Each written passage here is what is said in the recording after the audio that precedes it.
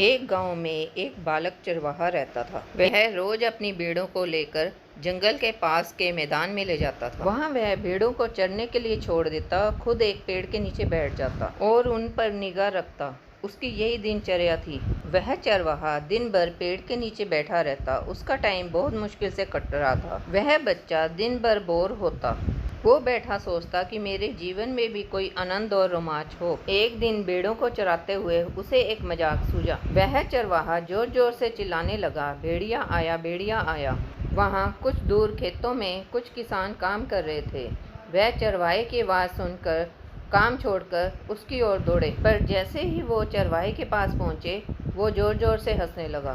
किसान बहुत गुस्सा हुए और उन्होंने चेतावनी दी कि आज के बाद ऐसा मत करना। इतना कहकर वो वापस अपने खेतों में चले गए। चरवाहे को गांव के किसानों को आते हुए और जाते हुए देखकर बहुत मजा आया। उसने गांव वालों की चेतावनी को गंभीरता से नहीं लिया। अगले दिन फिर उसे मजाक सूझा। वह फिर चिल्लाने लगा। वह चरवाहा फिर से चिल्लाने लगा, भेड़िया आया, बचाओ बचाओ। किसान फिर चरवाहे की ओर दौड़े।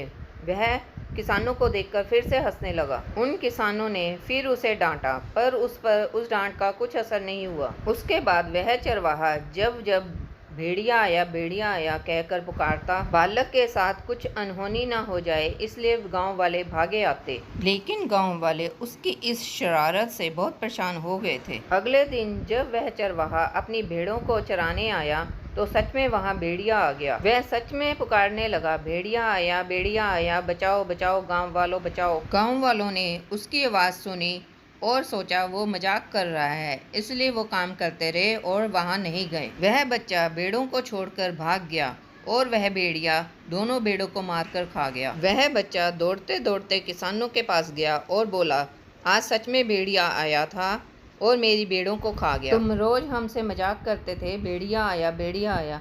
हमने सोचा आज भी तुम मजाक कर रहे हो, इसलिए हम नहीं आए। लड़के को अपनी गलती का एहसास हुआ। उसने प्रण लिया कि आज के बाद वह झूठ नहीं बोलेगा और किसी से मजाक नहीं करेगा।